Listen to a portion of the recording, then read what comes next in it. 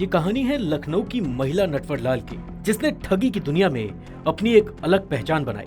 जिसने भी उसकी चमक दमक देखी वो उसी के जाल में फंस गया।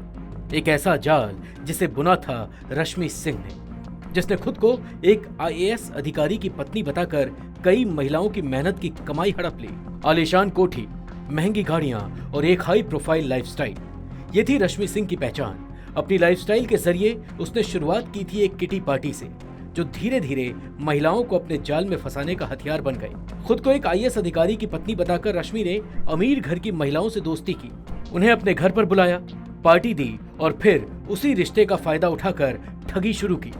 रश्मि ने अपने किटी पार्टी के दोस्तों को अपनी समस्याएं बताकर उनका भरोसा जीत लिया।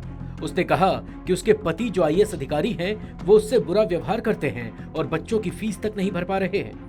बेटी की शादी के नाम पर भी उसने महिलाओं से पैसे मांगे और इस तरह से उसने एक के बाद एक लाखों रुपए ऐंठे। एक महिला ने आरोप लगाया कि रश्मि ने उसे पायलट बेटे और MBBS कर रही बेटी की फीस के नाम पर 19 लाख रुपए दिए। रश्मि ने 5 लाख रुपए वापस भी किए, लेकिन जब बाकी रकम की मांग की तो रश्मि ने उसे नोटिस भेजकर धमकी दी। यही नहीं, रश्मि ने महिलाओं से म्यूचुअल फंड में प्रॉफिट का लालच भी दिया। ये कि मुझसे रश्मि सिंह ने बहुत सारा पैसा लिया है और मुझे अपने प्रॉपर्टी के पेपर दिखाए और मुझे ये बताया कि मेरे बेटे को मुझे पायलट बनाना है, मेरी बेटी की मुझे शादी करनी है, और ऐसे ही रो रो के वो मुझसे पैसा लेके गई। ठगी का ये खेल यही नहीं रुका। एक महिला ने कहा कि रश्मि ऑनलाइन पैसे नहीं लेती थी, वो हमेशा कैश लेती थी और अगर कोई पैसा वापस मांगता तो उसे आत्महत्या करने की धमकी दे देती थी। पुलिस को अब ये जानकारी भी मिली है कि रश्मि महिलाओं से कैश लेकर उन्हें ब्लैंक चेक और प्रॉपर्टी के कागजात देती थी। एक और महिला ने बताया कि रश्मि ने उन्हें म्यूचुअल फंड और प्रॉपर्टी के कागजात दिखाए, फिर उनसे पैसे लेकर गायब हो गए। इन्होंने उधारी का मांगा, फिर बोला कि मैं तुम्हारा म्यूचुअल फंड में पेमेंट कर दूंगी, तो मुझे इस वक्त मेरी हेल्प कर दो, मैं बहुत ज़रूरत में हूँ, बहुत दिक्कत में हूँ। तो मैंने उनकी हेल्प करी एज अ फ्रेंड, क्योंकि मेरे को बहुत साल से वो जानती थी, तो इसलिए मैंने उनकी हेल्प कर दी। बट बाद में उन्होंने मुझे डिच कर दिया। अब रश्मि और उसके पति के खिलाफ इंदिरानगर थाने में FIR दर्ज की गई है।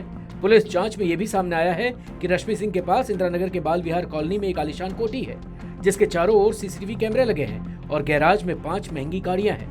रश्मि सोशल मीडिया पर भी काफी एक्टिव रहती थी और अपनी शानदार लाइफस्टाइल से महिलाओं को आकर्षित करती थी। प्राप्त सूचना के अनुसार वादी मुकदमा द्वारा दिनांक 27/10/24 को थाना इंदिरानगर पर एक प्रार्थना पत्र प्रस्तुत किया गया, जिसमें उनके द्वारा आरोप लगाया गया कि विपक्षी द्वारा बच्चों की शादी तथा पढ़ाई के लिए उनसे उधार के रूप में काफ़ी धनराशि ले ली गई है, जिसे वापस देने से मना किया जा रहा है। इसके क्रम में मुकदमा अपराध संख्या 291/24 थाना इंदिरानगर पर पंजीकृत है, जिसमें अग्रिम विधिक कार्रवाई की जा रही है। अब सवाल ये उठता है कि क्या रश्मि सिंह और उसका पति इस जालसाजी में कानून से बच पाएंगे?